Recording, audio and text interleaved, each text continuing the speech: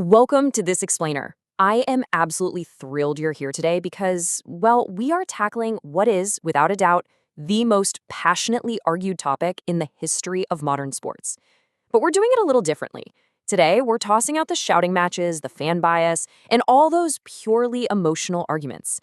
Instead, we're bringing you a pure, cold, hard, data-driven analysis of football's absolute biggest rivalry, Lionel Messi versus Cristiano Ronaldo. So it's the ultimate question, isn't it?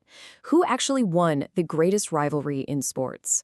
For almost 2 decades, fans, pundits, and players have debated this relentlessly. And the stakes of this debate, they're incredibly high. Mostly because these two didn't just play the game. They entirely redefined what greatness even looks like. But here's the thing. The answer doesn't lie in who has the flashier highlight reel, or who looks better in a jersey. Nope.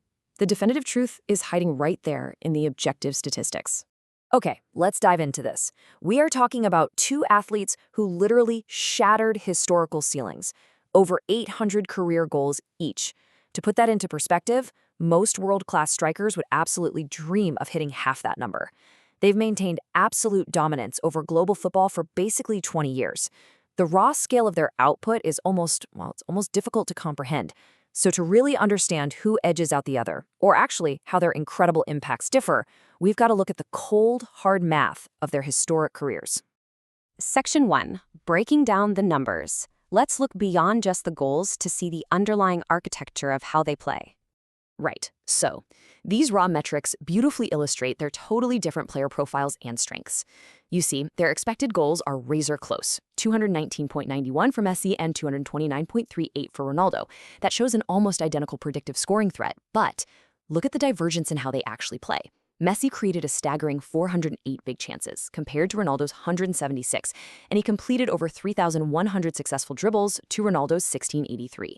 On the flip side, look at the sheer physical dominance needed for aerial duels. Ronaldo won 737 of them. Messi, 115. The numbers perfectly map out exactly how different they are, physically and technically. And you know, this divergence is perfectly summarized by the folks who study the stuff for a living. Take Dr. Ian Graham, the outgoing director of research at Liverpool FC. He recently analyzed their underlying data and pointed out that sure, their goal-scoring output is incredibly similar. But he noted, and I quote, "The chances he creates for his teammates are an order of magnitude greater. Messi does 2 jobs brilliantly, Ronaldo does 1 job brilliantly. That's the difference." So essentially, Dr. Graham's data concludes that Messi operates at a world-class level as both an attacking midfielder and a goal scorer. So the absolutely crucial takeaway here is this fascinating duality. On one side, you've got Lionel Messi, the dual threat. His stats show sustained creativity, elite playmaking, and goal scoring all wrapped up into one incredible package. On the other side, Cristiano Ronaldo, the apex predator. His data screams physical supremacy, concentrated clinical efficiency, and unmatched athleticism in the penalty box. They basically achieved the exact same legendary status using entirely different formulas. And this brilliantly illustrates just how incredibly close their overall impact was on the pitch. If we look at their average match ratings in the UEFA Champions League across an entire decade, the margins are they're razor thin. I mean, they literally traded the title of best performing player back and forth year after year on Europe's absolute biggest stage. When the lights were brightest and the competition was the toughest in the world, they matched each other stride for stride. Section 2. The El Clasico Crucible. Let's see exactly how their contrasting styles performed under maximum stress. Now, if we start with the raw goal output in these absolute mega matches, Messi sits at the top of the mountain with 26 total goals. Ronaldo follows with an incredible 18. But wait, context here is absolutely vital. You see, Messi's 26 goals came across 45 appearances in this fixture. Ronaldo's 18, those came in just 24 appearances. Which brings us to this highly revealing number, 0.75. When we balance the narrative and look at goals per game, Ronaldo's vastly superior ratio proves his lethal efficiency. When he stepped onto the pitch for an El Clasico, he scored at a rate of 0.75 goals per game, which is significantly higher than Messi's 0.57. So while Messi had way more total opportunities, Ronaldo was undeniably more clinical with the chances he actually got. But then, look at this dramatic gap in playmaking. 14-1. In those exact same El Clasico matches, Messi recorded an astonishing 14 assists. Ronaldo? Just 1. This staggering stat brings us right back to Dr. Graham's earlier point. Under the highest pressure imaginable, Messi wasn't just scoring, he was engineering a massive amount of offensive creation for his Barcelona teammates. Meanwhile, Ronaldo was hyper-focused on finishing off Real Madrid's attacks. We also really have to contextualize when these appearances happened. Messi's 45 El Clasico matches span an incredible 16-year timeline, from 2005 all the way to 2021. He dominated through multiple distinct eras of Barcelona football. Ronaldo's 24 appearances, on the other hand, represent a heavily concentrated 9-year force of nature from 2009 to 2018. It perfectly aligns with his absolute physical peak. So, what actually happened when these two titans shared the pitch at the exact same time?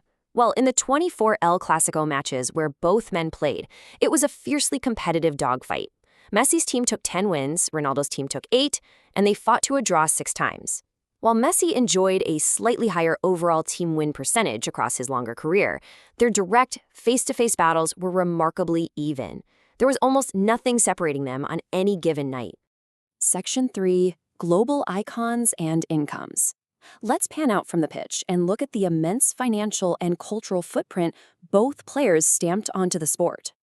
Just look at this explosion of European football team values from 2008 to 2018. It's no coincidence this decade aligns perfectly with the absolute peak of the Messi-Ronaldo rivalry in Spain. Their intense weekly battle acted as a massive economic engine. The sheer global obsession with comparing these two drove billions in revenue. Skyrocketing broadcasting deals, massive ticket sales, and unprecedented global sponsorships. They quite literally raised the financial ceiling of the entire sport. And that immense economic power is exactly what's driving their current careers. They've both moved on from Europe to act as global sports ambassadors in completely new frontiers. Ronaldo pioneered a massive move to Al Nassr in the Saudi Pro League, proving his enduring global appeal and basically opening the floodgates for other top talent to follow. Meanwhile, Messi took his talents to Major League Soccer with Inter Miami, striking a landmark deal with unprecedented collaborations with megabrands like Apple and Adidas. They're still competing, for sure, but now they're driving massive financial growth in emerging international markets. Section 4. The Next Generation. With both legends now playing outside of Europe, who from the emerging crop of global talent can possibly fill the statistical void left by these two titans? Well, let's look at the raw, early career data of the two players widely considered the heirs to the throne, Kylian Mbappe and Erling Haaland. Looking at their goal and assist progression from 2016 to 2020, we see numbers that are incredibly rare for players their age. They are mapping very, very closely to the early trajectories of the legends we just discussed, rapidly accumulating goals and showing elite consistency from a super young age. What's truly fascinating here is a stylistic parallel playing out all over again. It's like history repeating itself. Just as we had Messi's playmaking versus Ronaldo's finishing, we now have Mbappe's terrifying speed, dribbling, and wing play contrasting directly with Haaland's raw power and monstrous goal-scoring efficiency. The game's evolution continues, obviously, but this dynamic of a dual-threat creator battling an apex predator, it totally seems to be repeating itself in this new generation. So, as we wrap up this explainer, I really want to turn it over to you. We've looked at the underlying expected goals, the massive playmaking gap, the El Clasico efficiency, and their unbelievable global impact. Based purely on the numbers, which style of greatness do you actually prefer? Are you drawn to the sustained creativity and playmaking of Messi, or the sheer clinical efficiency and clutch power of Ronaldo?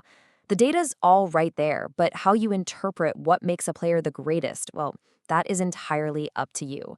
Thanks for joining me on this explainer, and keep questioning the numbers.